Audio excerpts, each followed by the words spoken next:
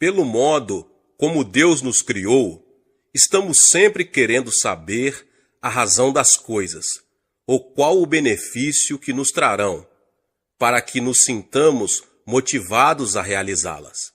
E embora talvez não gostemos disso, não é fácil mudar essa nossa maneira de ser.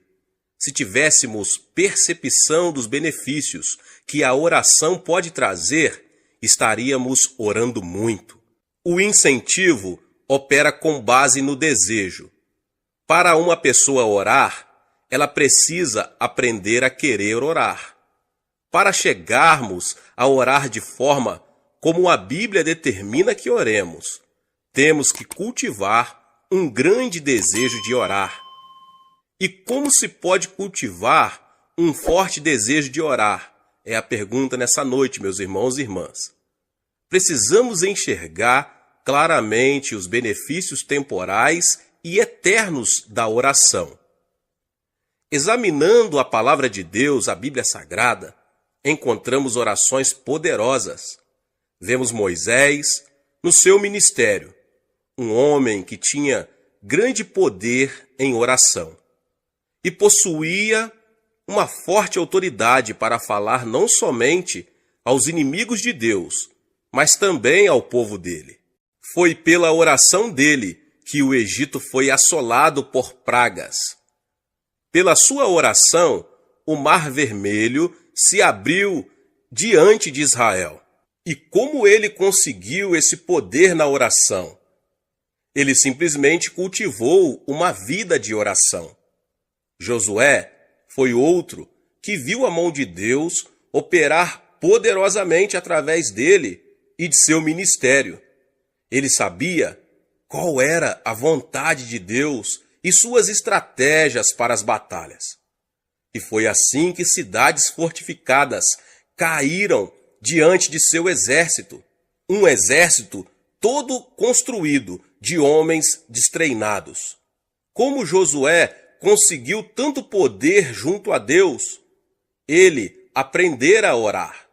Enquanto Moisés estava no monte, ele passava a noite no sopé da montanha em oração também. E quando Moisés morreu, Deus já contava com um líder treinado que estava familiarizado com a oração. Davi também foi um homem dedicado à oração. Quando ele foi ungido rei de Israel, Saul ainda estava no trono. Ele poderia ter se desanimado pelo fato de apenas uns poucos o reconhecerem como rei, mas pela oração, ele manteve sua confiança em Deus e esperou que o Senhor o colocasse no trono de Israel. Era tão forte o seu relacionamento com Deus, que numa ocasião em que teve oportunidade de matar o rei Saul, não o fez. Após a morte deste, seu primeiro ato como rei foi trazer de volta a Arca da Aliança para o seu lugar de direito, no centro de cultos de país. Quando analisamos o poder de Davi na sua vida e governo, vemos que a fonte desse poder era a prática da oração. Elias atuou como profeta de Deus numa das piores épocas da história de Israel. Nessa ocasião, o povo tinha se voltado para a adoração a Baal. E Elias orava com grande poder, desafiando os profetas de Baal. Sempre que lembramos a história de Elias, pensamos também no grande poder que ele possuía. Mas precisamos descobrir qual a origem desse poder. Ele era um homem de oração, passava horas seguidas em oração e até mesmo dias. Foi por isso que, quando Elias foi arrebatado numa carruagem de fogo, em meio a um redemoinho, os filhos dos profetas foram procurá-lo no alto dos montes. Contudo, nenhuma outra pessoa manifestou o poder de Deus, como Jesus Cristo, o Filho de Deus. Antes mesmo de iniciar seu ministério público, ele passou muitas horas em oração ao Pai. Sabemos que passava longos períodos a sós com o Pai. Está aí a origem de seu poder. Ele não poderia fazer nada, a não ser que o Pai o revelasse a ele. Você está cansado das orações sem poder que saem de seus lábios? Está desejoso de que sua igreja inicie um poderoso ministério de oração para que seu bairro, cidade e estado conheçam o poder que há em sua igreja? Se este é o seu desejo, meu irmão e minha irmã, e se você se dispuser a pagar qualquer preço, então se prepare para ver Deus operar poderosamente e modificar sua vida e ministério, introduzindo-o numa nova dimensão de oração. Não há razão para que não ocorram milagres em nossas igrejas regularmente. Não há motivo para não haver pecadores sendo salvos pelo Espírito Santo. Ouvi contar certa vez sobre a passagem de Charles Finney pela pequena cidade de Huntington, no norte do estado de Nova York. Uma cidadezinha comum, onde um dia, quando Finney passava por ali de trem, o Espírito Santo desceu sobre os não convertidos. Alguns homens que estavam num bar, sentindo forte convicção de pecados, operada pelo Espírito Santo, caíram de joelho pedindo a Jesus que os salvasse.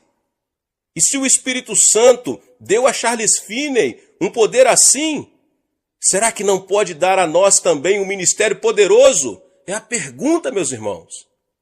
Finney raramente falava sobre o segredo do seu poder, mas certo dia um repórter resolveu vigiá-lo e, por fim, o jornalista teve que concluir que a origem do poder de Finney era as longas horas que ele passava em oração, em comunhão com o Espírito Santo.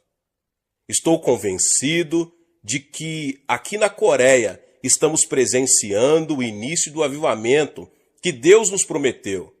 Embora toda a nação tenha conhecido de que Deus está operando em nossa igreja, ainda não experimentamos o poder de Deus, como veremos futuramente se permanecermos fiéis. E o poder de Deus não se manifesta apenas em curas, libertação de espíritos malignos e conversões em massa. Ele pode ser visto também no céu aberto que há sobre nosso país. O que quero dizer com isso? Quando um país tem este céu aberto, existe liberdade espiritual para se pregar o Evangelho. O nível da fé é bastante elevado e não encontramos uma oposição maligna muito forte. Meus irmãos, em alguns países é difícil pregar porque existe muita oposição maligna. As forças satânicas que se opõem ao Evangelho são muito fortes e não há muita fé. Isso cria dificuldades para nós que ministramos a palavra de Deus. Sinto muita facilidade para pregar na Coreia, mais do que em qualquer outro lugar. Quando exponho a palavra de Deus, imediatamente os pecadores atendem ao apelo para a salvação. Por que temos esta atmosfera espiritual? A resposta é a oração.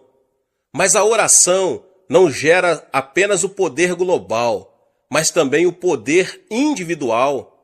Em meu ministério pessoal, aprendi a depender sempre do Espírito Santo.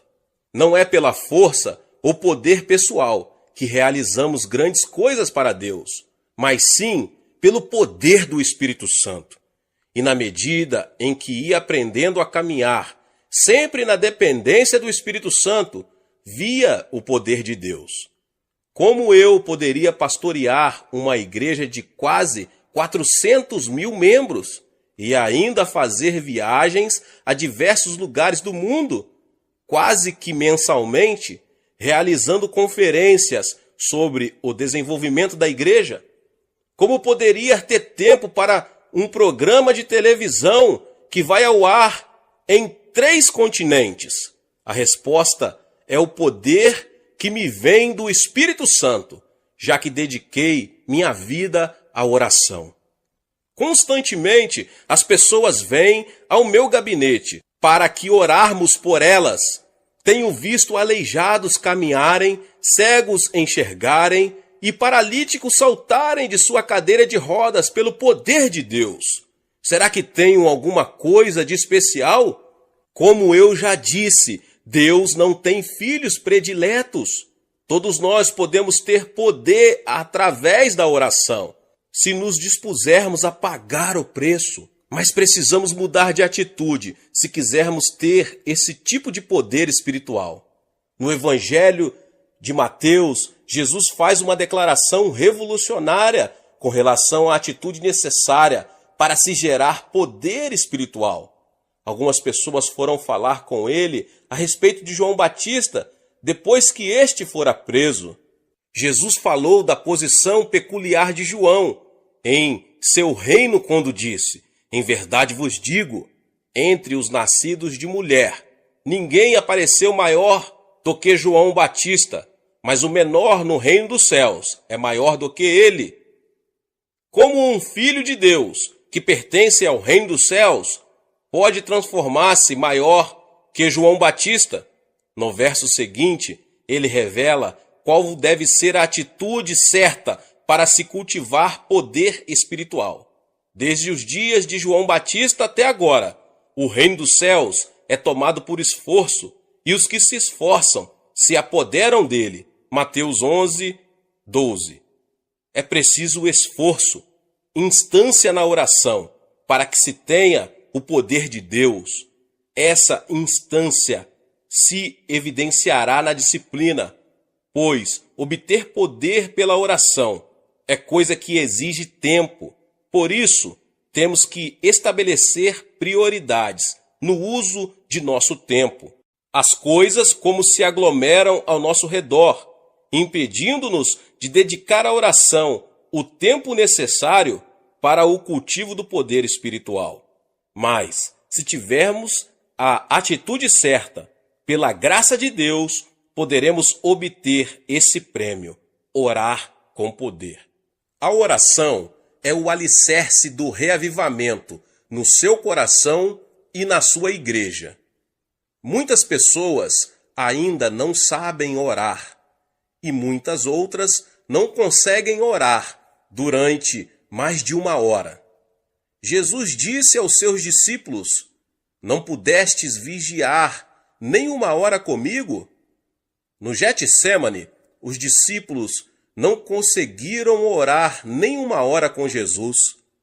Jesus começou o seu ministério com oração. Orou e jejuou durante 40 dias. Sua vida esteve imersa em oração durante toda a sua existência terrestre. E no Getsêmani, o Senhor terminou o seu ministério com oração fervorosa. O ministério de Jesus girava ao redor da oração. Deus nos tem abençoado com um grande ministério em Seul, na Coreia. Hoje tenho a responsabilidade de cuidar de 700.000 pessoas na minha igreja. Todos os anos estamos ganhando uma média de mais de 300.000 novos convertidos a Jesus Cristo. As pessoas me perguntam: qual é o segredo? Sem dúvida, há muitos segredos para o nosso crescimento, mas o segredo mais importante é a oração. Comecei a ministrar em 1958, numa área suburbana da cidade de Seul. Era um lugar ocupado por favelas. Desde o início, o Espírito Santo me ensinou que o alicerce da igreja é a oração. Durante mais de 6 meses, procurei ganhar almas para o Senhor com as minhas próprias forças, mas por mais que pregasse durante esse período, não consegui levar uma só alma a Jesus Cristo. Em menos de 1 ano, tinha arrumado as malas mais de 8 vezes, com a intenção de abandonar o ministério. Na ocasião, eu tinha a certeza de não ter sido chamado para ser pastor. Nem sequer sonhava, naqueles tempos, que um dia eu viria a ser pastor de uma igreja tão enorme. Meu maior sonho naqueles dias era chegar a ter 30 membros na minha igreja, mas Deus me ensinou que preciso confiar nele, de modo que comecei a orar mais de 5 horas por dia. Posso garantir que não é tarefa fácil orar durante 5 horas. Esforçava-me e lutava contra a carne. Depois, grandes coisas começaram a acontecer. Primeiro, eu fui transformado. Depois, os membros da minha igreja transformaram-se e a cidade inteira começou a transformar-se. Dentro de 3 anos, tinha levado 600 pessoas a Jesus Cristo. Edificamos ali uma igreja muito bonita e em 1961 mudei-me para a parte urbana de Seul, porque eu havia experimentado um pouco de sucesso com 600 pessoas. Eu queria construir uma igreja no meio das igrejas grandes. As pessoas riam-se de mim. Eu era jovem e inexperiente, de modo que, de novo, refugiei-me na oração. Orava muitíssimo mesmo, e Deus começou a agir. Naqueles tempos, minha sogra era a minha fonte especial de inspiração para que eu orasse. Minha sogra me perturbava demais para garantir que eu ficaria dormindo depois das 4h30 da madrugada, pois na Coreia temos reuniões de oração bem cedo, de madrugada. Esperamos que todos os membros da igreja já se levantem às 4h30 da manhã para orar. O pastor, em especial, nunca deve estar dormindo depois das 4h30 da manhã. Todas as manhãs, minha sogra molhava uma toalha na água fria e a aplicava ao meu rosto. Muitas vezes, eu me sentava à beira da cama e dizia: "Mãe, pode me matar." Certa manhã, fui despertado pela campainha do telefone. Peguei o aparelho e era a minha sogra. Não sei qual a situação noutras culturas, mas na Coreia, quando a sogra toma a palavra, o genro está em apuros. Disse-me ela: "O que está fazendo?" "Mãe, estou dormindo." "Mas que vergonha! Faz 30 minutos que estamos esperando você." "Você não sabe que já são 5 horas da manhã? Estamos com dúvidas sobre se você ainda é cristão." Ai, que medo! Corri ao banheiro, escovei os dentes e penteei os cabelos. Peguei minha Bíblia e saí correndo para a igreja. Todos os membros estavam me esperando. Precipitei-me até o púlpito, mas todos se puseram a rir. Então olhei para mim mesmo, eu estava de pijama. Mas durante todo aquele período de oração intensa, Deus começou a abençoar-nos. Posto que o pastor orava assim, os cristãos começaram a orar com seu pastor. De modo que em toda a Coreia, os cristãos estão orando com sinceridade todos os dias. Não somente temos reuniões de oração de manhã cedo, como também temos vigílias às sextas-feiras durante a noite inteira. Quanto à minha igreja, mais de 15.000 pessoas estão presentes para orar às sextas-feiras de noite. Além disso, existem em todas as partes da Coreia muitas montanhas de oração. Na nossa montanha de oração, mais de 1 milhão de pessoas comparece para orar com jejuns durante 3 ou até 40 dias. Nossa nação está impregnada com a oração e, como resultado, Satanás tem sido amarrado e seu poder desfeito. Milhões de pessoas estão chegando ao Senhor Jesus Cristo. Creio que, ao começar o ano 2000, a Coreia se tornará a maior nação cristã na Terra. Todo esse reavivamento, até ao tempo presente, tem chegado a nós mediante a oração. Você pode ter uma grande igreja e um grande movimento de Deus, se você tão somente se ajoelhar e orar. Nosso Pai Celeste tem uma grande necessidade do seu coração. Deus é amor e o amor deseja manter comunhão. Você ama seu marido? Você ama sua esposa? Você ama seus filhos? Então você vai gostar de ter mais tempo para estar perto de Deus. Deus quer ter comunhão com você. Se você não puder satisfazer o coração de Deus, Deus não irá satisfazer você. Ele está profundamente magoado com muitos cristãos em muitas igrejas. Por quê? Porque o pastor e os líderes da igreja estão totalmente ocupados ministrando as necessidades das pessoas, mas não estão atendendo às necessidades de Deus. Deus quer que você e eu vamos até Ele para ministrar as suas necessidades. Deus criou você para ter comunhão com Ele. Essa é a responsabilidade primordial que você tem na vida. Logo, ministrar ao Senhor deve ter a primazia sobre o ministério ao povo. Quando atingi os primeiros 300 membros, cheguei à encruzilhada da decisão. Nossos membros queriam que eu os visitasse, os aconselhasse e orasse por eles. E ministrar a eles estava me custando cada vez mais tempo. Casei-me. Não tinha tempo suficiente para ministrar a Deus.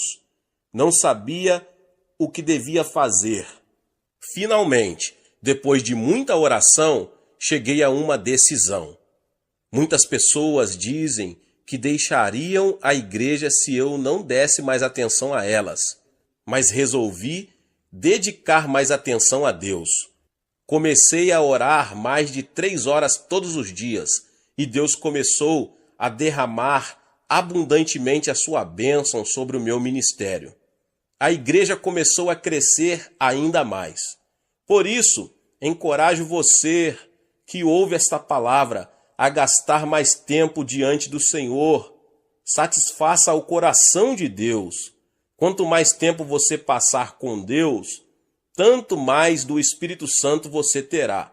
Você não poderá ter a plenitude do Espírito Santo sem oração. E sem orar mais do que 1 hora, você não pode realmente dizer que está cheio do Espírito Santo. O diabo não tem medo de você frequentar a igreja. O diabo também ficará quieto enquanto você estuda a Bíblia. Mas o diabo lhe resistirá quando você começar a orar. O diabo não aguenta quando você começa a orar. Quando você orar, o diabo lhe arranjará encrencas. Mas quando você orar ainda mais, o diabo o abandonará. Você nem imagina quantos problemas o diabo está causando entre você e sua família, os seus filhos, os negócios, as igrejas e coisas que são muito importantes para a sua vida. Muitas pessoas dizem, ora, estamos entrando no século 21 e não cremos na existência do diabo. Até mesmo esse modo de pensar é uma armadilha de Satanás. Jesus dedicou mais tempo ao ministério de expulsão dos demônios do que a qualquer outro ministério. Quando você conseguir expulsar demônios, você também terá um grande movimento de Deus na sua igreja. E é somente através da oração que Deus solucionará os problemas que afligem sua vida. Sem dúvida, Deus conhece os seus problemas. Ele tem poder para solucioná-los, mas está esperando que você ore a respeito deles. É somente através da oração que você poderá alcançar aos seus vizinhos e amigos. Tenho 51.000 líderes de grupos na minha igreja. Cada líder de grupo tem entre 5 a 10 famílias no seu grupo. Em média, estão levando 2 famílias a Cristo cada ano. Peço-lhes também que preparem uma meta para as famílias da vizinhança que planejam alcançar dentro de 1 ano, que orem a respeito. Muitos dos meus líderes de grupo dizem: nós nos sentimos acanhados para bater de porta em porta. Não estamos devidamente preparados para lhes falar a respeito de Jesus. Sim, procuram apresentar muitas desculpas, mas sempre respondo: mas vocês conseguem orar, não é verdade? Respondem: sim. Então lhes mando orar pela salvação dos seus vizinhos. Explico que devem escolher o vizinho que gostariam de ganhar para o Senhor e concentrar sobre ele as suas orações durante 6 meses. Usualmente, aquela família é ganha para Jesus Cristo dentro daquele prazo. Pensando bem, cada líder de grupo leva 2 famílias, ou 6 membros, a Jesus Cristo por ano.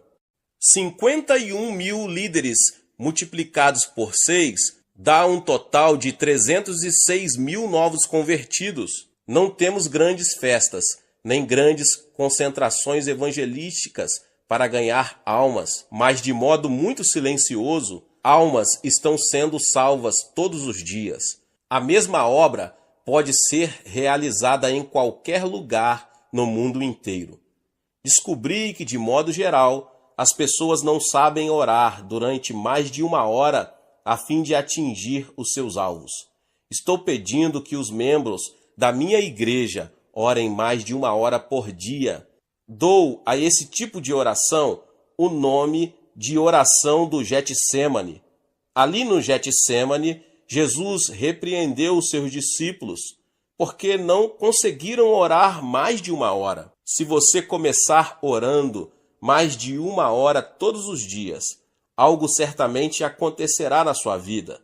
As pessoas apresentam desculpas de todos os tipos, estão muito ocupadas aqui, ali e acolá, mas Jesus não tolerava desculpas. Tenho 746 pastores assistentes, trabalhando em regime de tempo integral na minha igreja. Estão muito ocupados cuidando das 700 mil almas, mas sempre lhes mando dedicar mais de 3 horas por dia à oração. Digo-lhes que ainda que não consigam dar conta de aconselhar as pessoas, esse não é o problema, mas devem gastar 3 horas em oração antes de sair para atender às necessidades das pessoas. E muitos de vocês que ouvem essa palavra têm ouvido o que Deus está fazendo na nossa igreja na Coreia, por causa da sua vida de oração. Esses crentes têm o poder de Deus e demonstram esse poder no trato com as pessoas. Na minha própria vida de oração, tenho sido ensinado por Deus a como orar por mais de 1 hora. Todos os anos em Seul, na Coreia, realizamos uma conferência de crescimento da igreja. Milhares de estrangeiros têm frequentado aquela conferência. No último dia, levamos a nossa montanha de oração para orarem. Digo-lhes que aprenderam a teoria e que agora a colocarão em prática. Vou com eles até a sala de oração. Digo-lhes que agora oraremos durante mais de 1 hora. Depois de orarem durante 25 minutos, a maioria dos norte-americanos e europeus cessa de orar. Ficam deitados de costas no chão e olham em derredor. Digo-lhes: orem, orem, mas sempre dizem: não sabemos orar. Já oramos bastante, nada mais temos para dizer. Está aí o problema. Você e eu deveríamos ter algo para dizer durante 1 hora de oração. Mas se você não tiver um plano de oração, é claro que não conseguirá orar durante mais de 1 hora. Suponhamos que vou desfrutar da fraternidade cristã com um intérprete durante 1 hora. Sentaríamos e olharíamos um para o outro. depois de trocarmos palavras durante 10 minutos, mas nada teríamos para dizer. Ficaria muito tedioso e difícil olharmos um para o outro durante o restante da hora sem haver nada mais para falar. Precisaríamos de um assunto a respeito do qual pudéssemos conversar. Na oração, você está na presença do seu Pai Celeste. Depois de falar durante uns 20 minutos, se você não tiver mais nada para dizer ao seu Pai Celeste, a situação seria muito constrangedora entre Deus e você. Qual é a solução? Você deve ter uma forma de oração. Algum plano para isso? Deus me ensinou a orar durante mais de 1 hora e chamo isso de meu curso de jogging na oração. Você gosta de correr? Eu sempre gostei de correr, mas aprendi uma lição sobre fazer jogging em Estrasburgo. Durante uma estrada em Estrasburgo, para uma conferência, levantei-me às 4h30 da manhã para correr, não para orar. Atravessei a cidade correndo, mas de repente tive uma crise de coração e fui obrigado a me deitar no gramado e repousar enquanto arfava, tentando respirar. Em vez de orar, eu estava fazendo jogging. Voltei ao hotel sem mais problemas, mas daquele dia em diante sempre oro antes de tirar tempo para jogging, que é correr logo pela manhã. Quando você ora, você precisa de um percurso de oração, um plano para seguir, a fim de que, depois de ter orado, você saiba que orou de modo eficaz e poderoso e que cumpriu o propósito de sua oração. Certa vez, Deus me mostrou o tabernáculo no deserto. Os israelitas tinham saído do Egito e estavam a caminho de Canaã. Deus queria que seus filhos se aproximassem dele e o adorassem até mesmo durante a viagem a Canaã. Deus mostrou a Moisés a planta do tabernáculo, que o construiu no deserto segundo as instruções de Deus, e os israelitas vinham ali para adorar a Deus. Mas, nos tempos de hoje, o tabernáculo é você. A Bíblia diz: vós sois templo do Espírito Santo. Você não precisa ir ao deserto para procurar o tabernáculo onde Moisés adorava. Você é o tabernáculo. Você é o templo do Espírito Santo. Você pode adorar a Deus, segundo o propósito do povo de Deus no tabernáculo do deserto. Todos os ensinos do Antigo Testamento eram símbolos ou prenúncios das coisas espirituais do porvir. Você pode fazer um curso de jogging na oração ao passar pelo tabernáculo. Você pode fazer uma corrida, em oração pelo tabernáculo. No tabernáculo, o primeiro lugar na qual você se lembrará é o altar de bronze. Ali o sacerdote sacrificava os animais, derramava o sangue e queimava as carnes perante o Senhor. Ali os pecadores recebiam o perdão e a reconciliação com Deus.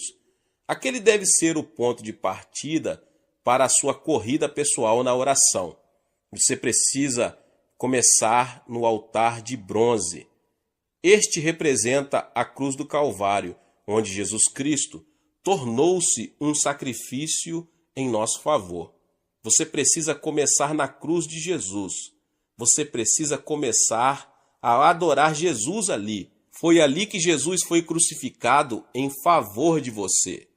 Enquanto você adora Jesus, lembre-se de que ele remiu ali os seus pecados. Lembrando-se da cruz, dê graças a Deus pelo seu perdão e salvação. Jesus Cristo livrou você da condenação decorrente da quebra dos 10 mandamentos. Sim, Jesus tomou sobre si todo o castigo envolvido na desobediência aos 10 mandamentos. Ele os cumpriu por nós. Jesus removeu a lei do meio do caminho. abriu a porta para sermos salvos pela fé no Senhor. Jesus, tu me livraste da condenação da lei. Agora vivo pela graça. Sou salvo pela fé em ti. Obrigado pelo teu sangue derramado. Obrigado pela tua graça. Sou grato por tudo. Além disso, foi na cruz que Jesus enfrentou Satanás e o derrotou. Mediante o sangue de Jesus, Satanás foi desarmado. Ali o diabo perdeu o seu poder e Deus destruiu totalmente o seu reino. Quando adoro a Jesus, minha oração é: ó Senhor Jesus, agora estou livre do domínio de Satanás. Pelo teu sangue, estou completamente livre. Já não tenho medo de Satanás, nem das suas hordas de espíritos malignos. Sou mais que vencedor por Cristo Jesus. Por isso, louvo-te, Jesus, por tua bênção. Obrigado pela purificação e perdão. Em seguida, louvo a Jesus pela reconciliação que ele realizou entre mim e Deus. Ó Jesus, Adão provocou inimizade entre Deus e nós, mas tu destruístes o muro de inimizade e trouxestes a reconciliação. Obrigado, Jesus. Deus me ama e eu amo a Deus. Em ti temos comunhão de amor.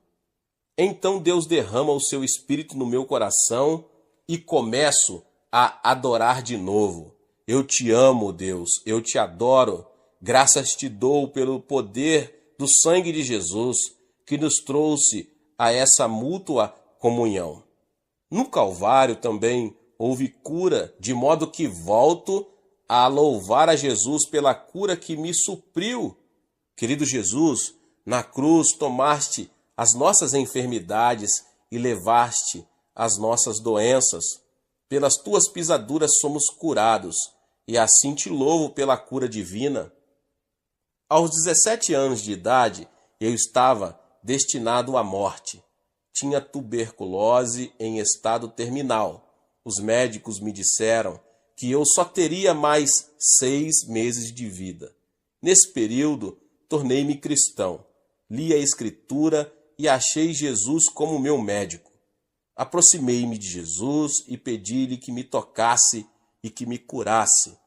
Mediante o seu grande poder, Jesus me curou, levantou-me do leito da morte.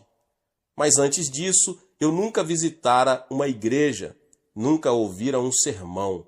Simplesmente aceitei a Bíblia, li as Escrituras e fiquei conhecendo o meu Jesus. Ele é um médico maravilhoso.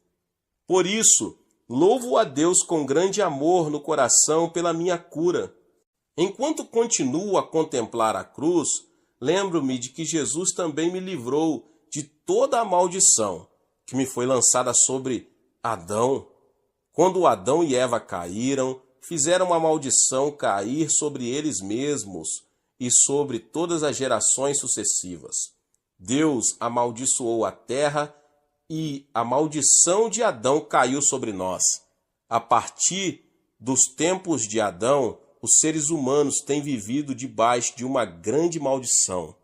Os seres humanos têm vivido debaixo de uma grande maldição e sofrimento.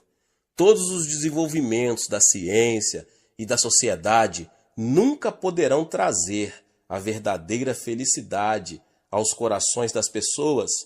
Mas Jesus Cristo veio e removeu aquela maldição. Gálatas 3,13 diz: Cristo nos resgatou da maldição da lei, fazendo-se maldição por nós, pois está escrito: maldito todo aquele que for pendurado no madeiro. Ele nos resgatou para que a bênção de Abraão chegasse aos gentios por Jesus Cristo. Por isso, adoro ao Senhor. Ó Senhor Jesus Cristo, estou liberto da maldição, estou abençoado com a bênção de Abraão. Não vou viver sob uma maldição. Estou habitando no seio de Abraão. Sou uma pessoa abençoada, de modo que, seja o que for que eu fizer, vou ser abençoado. Sim, você é uma pessoa abençoada. Você está liberto da maldição. Remova da sua mente todos os pensamentos negativos. Diga a si mesmo todas as manhãs que você é abençoado por Deus. Aleluia! Diga a si mesmo que você foi abençoado com o bendito Espírito Santo. Quando me levanto e sigo esse curso de corrida de oração de manhã cedo, dou graças a Deus pelo fato de ser abençoado. E, portanto, meu ministério vai ser abençoado entre os membros da igreja. Enquanto você ainda está diante do Senhor, você pode adorá-lo e agradecer a Ele o livramento da morte e do inferno. Jesus, tu me livraste da morte, morreste em meu lugar, venceste o inferno, tu me abriste a porta do reino do céu. E já não tenho medo da morte. Eu te adoro e te amo. E assim, meditando e orando dessa maneira diante do Senhor, começo a minha corrida de oração. Você pode permanecer no ponto inicial, diante do Senhor Jesus, durante 10 ou 15 minutos, segundo o desejo do seu coração. Então deixe o lugar da cruz e passo ao lugar seguinte, ao lugar da pia. A pia está cheia de água. Aqui, os sacerdotes se lavavam para serem purificados e santificados antes de entrar no tabernáculo. Até esse ponto, então já passei pela cruz e agora fico diante da pia, o lugar da santificação. Ali paro e oro de novo. Ó Senhor Jesus Cristo, sou um cristão, tu me livraste de Satanás. Agora preciso viver como cristão. Devo falar como cristão. Devo pensar como cristão. Não devo tornar-me um cristão nominal, mas devo ter sinceridade no coração. Um grande problema no mundo de hoje é que os cristãos já não são sal nem luz. Muitos entre eles têm religião, mas não têm Jesus Cristo, o de que necessitamos e de uma experiência genuína com Jesus em nossa vida. Diante da pia eu oro: Pai, torna-me justo pela palavra e pelo Espírito.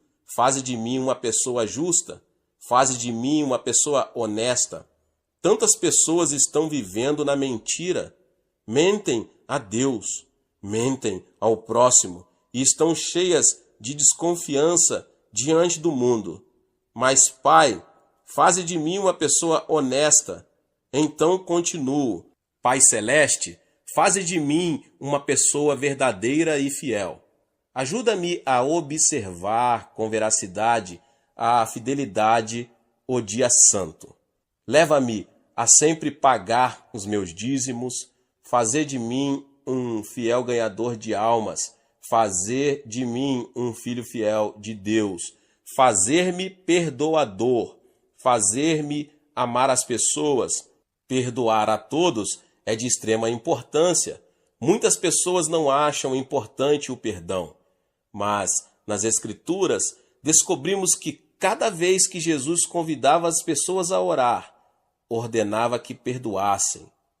Na minha igreja, uma mulher belíssima veio ao meu escritório pedindo oração. Tinha um sorriso lindo, que sempre causava prazer, mas tinha paralisia facial no rosto. Seu rosto era contorcido e os nervos davam repuxos constantes.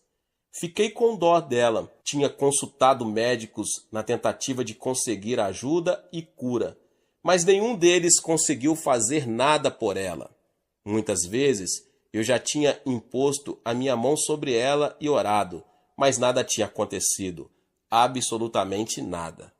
Fiquei sem jeito, ela ficou desanimada, mas então, certo dia ela veio ao meu escritório.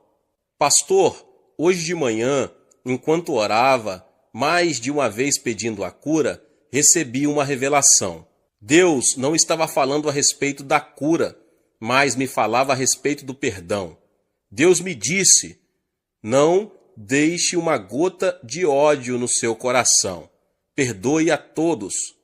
Não quero que você tenha ódio no seu coração. Ela me perguntou: Pastor, É essa uma revelação da parte de Deus? Sim, é uma revelação ao seu coração. É bíblica, exclamei entusiasmado. Em seguida ela disse: Pastor, estou com problemas. Não consigo amar meu sogro e minha sogra. Faz tempo que estamos morando juntos e tenho feito muitíssimas coisas por eles, mas são um espinho na minha carne e eu os odeio. Odeio-os. Não posso amá-los. Estou com problemas. Sinceramente não consigo amá-los. Disse eu então: Irmã, não se preocupe com isso. Por enquanto, a Bíblia não fala em amar primeiro, mas em perdoar primeiro. Se lhe sobrar energia, comece então a amar. Mas se não lhe sobrar nenhuma energia, então simplesmente perdoe a essas pessoas. Pois bem, disse ela, eu consigo perdoar. Ótimo, então vamos começar. Ajoelhamo-nos, ela começou a perdoar. Depois passou a chorar. Pai, perdoa o meu sogro e minha sogra, meu cunhado e minhas cunhadas. Ó Deus, dá-me o desejo e o poder para perdoar. E assim impus sobre ela a minha mão. Pai, cura-a agora. E ela foi curada no mesmo instante. Seu rosto tornou-se normal. Fiquei mais assustado do que ela. Estava orando por ela, mas não estava preparado para aquilo que aconteceu. Naquele momento, eu recebi uma mensagem do Senhor. Eu também estava envolvido com o problema do ódio no meu próprio coração, naqueles tempos. Tenho 500 anciãos, 51.000 diáconos e 700.000 membros. São tantas pessoas para serem amadas e, às vezes, há muitas entre elas que eu poderia odiar. Entendia, sem sentir preocupação, que somos seres humanos, de modo que amamos e odiamos. Mas quando vi a libertação naquele dia, quando uma mulher da minha igreja perdoou os parentes do seu marido, fiquei assustado. Ajoelhei-me sem demora. Ó Deus, perdoa todos os anciãos, perdoa todos os diáconos, perdoa este irmão e aquele irmão. Depois de orar e de experimentar um grande alívio, recebi uma bênção ainda maior do que aquela senhora recebeu. Fui transformado e a partir daquele momento, aconteça o que acontecer, nunca mais deixei uma só gota de ódio permanecer no meu coração por um só instante. Perdoar não é tão difícil. Amar as pessoas é difícil. Por isso, vamos você e eu começar pela parte mais fácil. Vamos dizer: ó Deus, eu perdoo. Diante da pia, eu oro também. Pai, faze de mim uma pessoa meiga. Tira do meu coração qualquer atitude de soberba. Torna-me meigo diante de ti. Torna-me humilde. E também peço que Deus me livre da cobiça, que é idolatria. Todos os dias, quando faço as minhas orações, reparo todos esses aspectos. Se você quiser acrescentar outros, faça-o. Citei apenas os aspectos que eu trato na minha oração. Mediante a oração, o Espírito Santo vai me santificando e transformando todos os dias, e ele transformará você. Às vezes é muito difícil permanecer humilde, pois muitos membros da minha igreja fazem observações elogiosas. Sinto-me inquieto com isso, de modo que sempre faço aquela oração, e o Espírito Santo me mostra como sou imprestável sem ele. Depois de deixar a pia, você passará a fazer uma corrida no lugar santo. Aproximando-se do lugar santo, você verá, brilhando à esquerda, o candelabro de ouro. Não existe outra luz senão aquela do candelabro. Você não pode levar nenhuma outra luz ao lugar santo. Essa luz representa o Espírito Santo. O Espírito Santo é a única luz no lugar santo com Deus. Ele é a única luz que revelará a você o pecado e a justiça. Você não poderá explicar a obra de Deus mediante a psicologia, a história, a filosofia ou a arqueologia. Tais coisas são vazias e inúteis para o crescimento espiritual. Há uma única fonte de luz, e essa é a luz do candelabro de ouro. É a luz do Espírito Santo. As 7 hastes. Você vê as 7 luzes. Os 7 Espíritos do Senhor estão brilhando. Você está em pé diante do candelabro e está orando. Ó Espírito do Senhor, Tu és o Espírito que provém de Deus e o Espírito de Jesus Cristo. Tu estás conosco agora e eu te reconheço. Dou-te as boas-vindas. Adoro-te. Obrigado. Querido Espírito do Senhor, Tu és o Espírito de sabedoria. Dá-me Teu Espírito de sabedoria. Tu és o Espírito de conselho. Dá-me conselho sábio. Tu és o Espírito de fortaleza. Dá-me Teu poder e torna-me sobrenaturalmente forte. Tu és o Espírito do conhecimento de Deus. Revela-me Jesus e Deus. Tu és o Espírito do temor do Senhor. Faze-me andar com humildade diante do Senhor, no temor do Senhor. Espírito Santo, sem Ti nada posso fazer. Através de Ti posso ser usado por Deus. Sim, meu irmão e minha irmã, sem o Espírito Santo não somos ninguém. Muitas pessoas pensam no Espírito Santo meramente como uma experiência a ser recebida. Esse é um modo errôneo de aceitar a doutrina e muito perigoso. O Espírito Santo, meus irmãos e minhas irmãs, é uma pessoa e merece reverente temor. Todos os dias trato-o como uma pessoa muito querida. Quando me levanto de manhã, converso com ele. Querido Espírito Santo, dou-te as boas-vindas hoje. Eu te adoro. Graças te dou pela tua obra na minha vida. Dependo de ti. Guia-me sempre à graça de Jesus e ao amor de Deus. Contigo vou levar Jesus a essa geração que perece. Antes de sair para pregar, sempre digo: Espírito Santo, vamos. Ele é o Senhor da seara. Ele é o pastor presidente da igreja. Eu sou o pastor assistente. Sempre devo depender do meu pastor presidente. E à medida que faço assim, o Espírito Santo sempre traz sabedoria, entendimento, conselho, fortaleza, o conhecimento de Deus e o temor do Senhor. É extremamente importante lembrar-nos disso. As pessoas dizem que levantei a maior igreja do mundo, mas é o próprio Espírito Santo que levantou a maior igreja do mundo, e sempre reconheço esse fato. Sem o Espírito Santo, somos simples vasos de barro. Sem dúvida, o Espírito Santo é uma pessoa muito real, uma pessoa que merece reverência. Ele é o seu advogado, ele é seu líder, guia e consolador. Sua obra e ministério dentro de você é algo tremendo.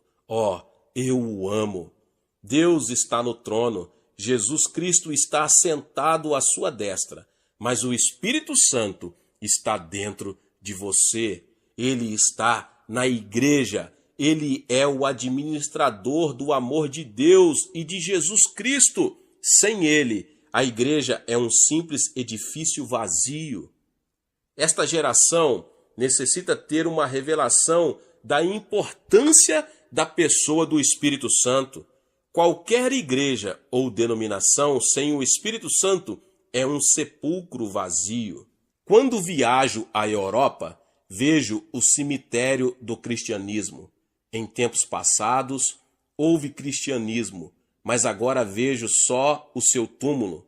Ainda existem muitas catedrais grandes, mas a Europa agora é um lugar de turismo. Muitas igrejas estão vazias. Como seria possível a obra de Deus ir à falência? Na Europa, descobri que os negócios do rei estão indo à bancarrota. Quem é o culpado por isso? Deus ou as pessoas? As pessoas. Você está espiritualmente falido? É porque você não foi leal a Deus. Por quê? Porque você negligenciou o Espírito Santo. O Espírito Santo traz o amor de Deus, mas você afastou o Espírito Santo e o substituiu por uma comissão humana. A comissão humana tentou agir em lugar do Espírito Santo. A comissão humana destruiu a obra de Deus e a deixou na falência. É uma vergonha para todos nós. Precisamos acordar, igreja, diante da verdade. O diabo está rindo de nós. O mundo incrédulo está rindo de nós, porque o cristianismo está morto em muitas áreas do mundo. Mas Jesus quer ressuscitar o cristianismo mediante o Espírito Santo. Precisamos de um novo Pentecoste na Europa. Devemos buscar de novo o Espírito Santo. Temos que refazer o relacionamento com o Espírito Santo. Nasci budista e assim fui criado. Nada sabia a respeito das denominações cristãs. Não via diferença entre o católico e o protestante. Depois, vi a Jesus como Salvador. Desde o início, eu não me preocupei com as denominações, porque era Jesus o centro do cristianismo. As denominações sem Jesus Cristo são iguais às sepulturas. Para que eu iria a uma sepultura para ali habitar? Quando, porém, o Espírito Santo chegar às denominações, todas elas voltarão a ter vida. Enquanto você faz a corrida na oração, portanto, você precisa pedir que o Espírito Santo venha renová-lo espiritualmente.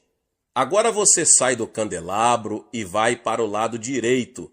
Ali você achará os pães da proposição.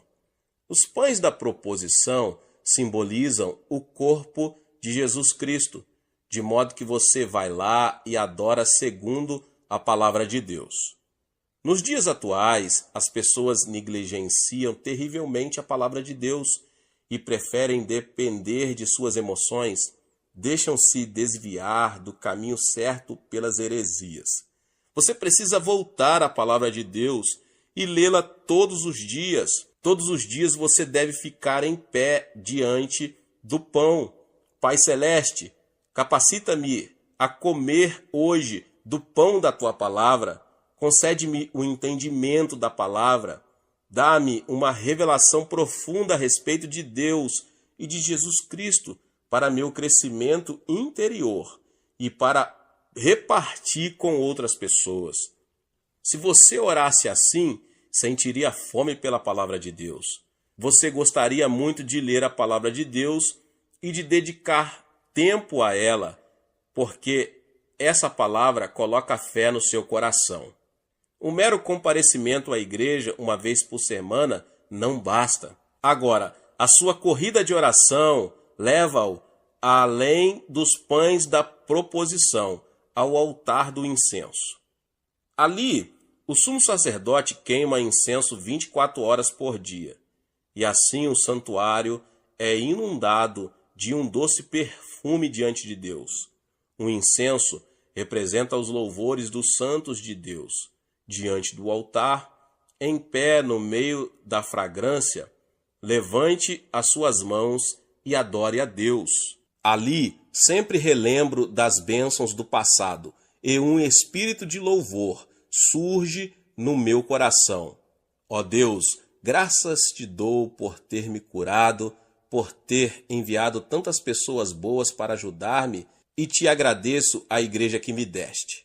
Enquanto adoro, lembro-me de todas as coisas boas que Deus tem feito em minha caminhada e trago-as à memória. Louvo somente, não me queixo de...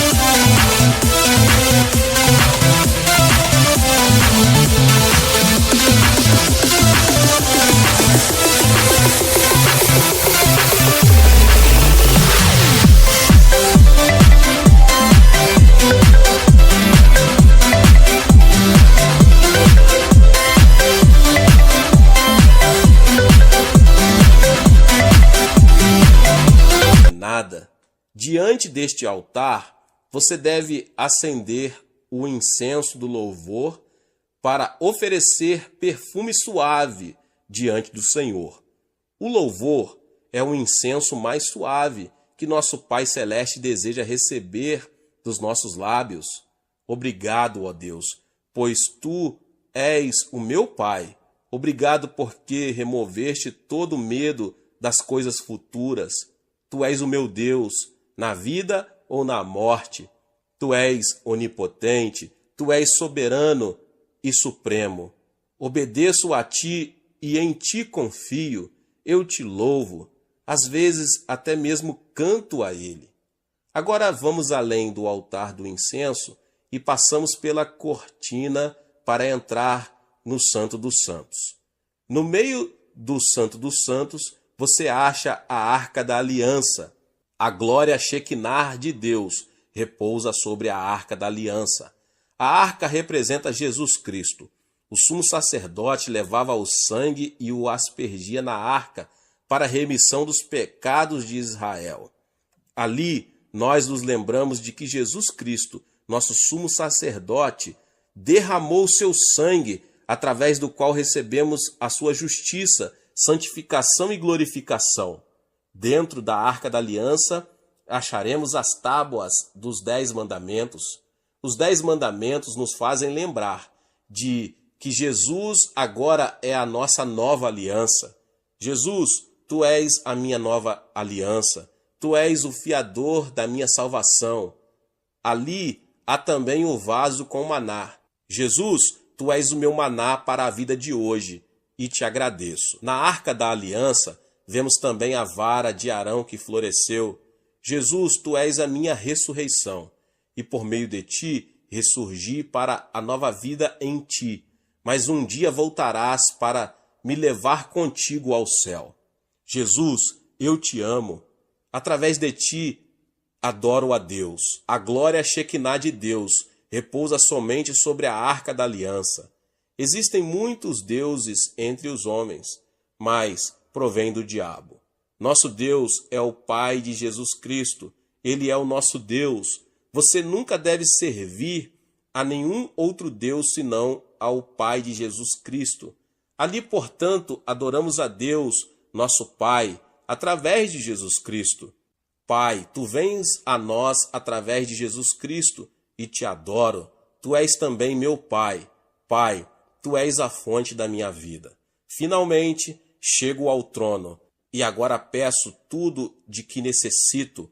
Oro primeiramente em favor da minha esposa, porque ela é a amiga mais querida que tenho na vida.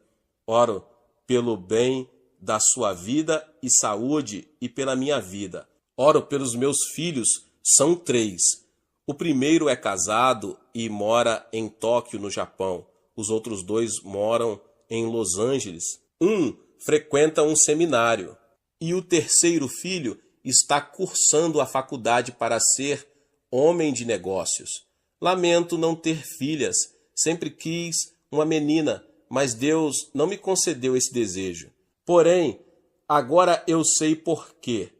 Se tivesse uma menina, eu provavelmente não teria viajado pelo mundo, mas ao contrário, teria ficado em casa com minha filha. Então oro pelos meus pais, irmãos e irmãs, minha igreja, pastores, anciãos e meus 331 missionários ao redor do mundo. Nosso alvo é enviar 500 missionários. Até essa altura, já preenchi minha hora e preparo-me para ir ao escritório.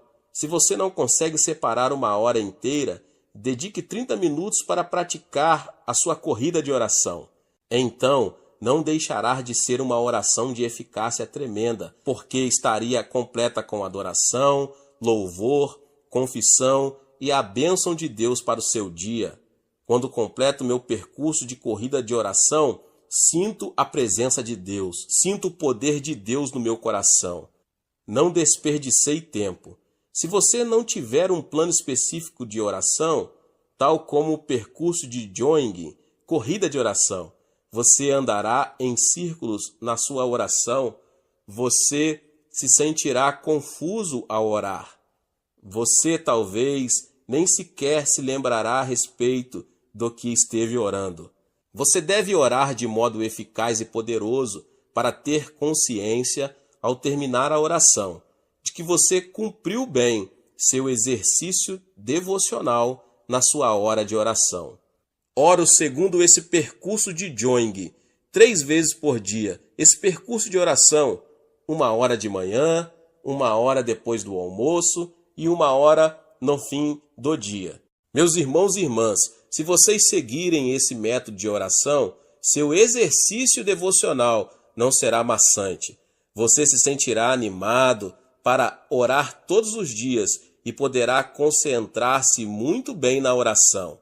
Alguma coisa boa acontecerá na sua vida. Ore, portanto. Se você me perguntasse qual a última palavra que eu gostaria de pronunciar ao morrer, eu diria aos cristãos: orem.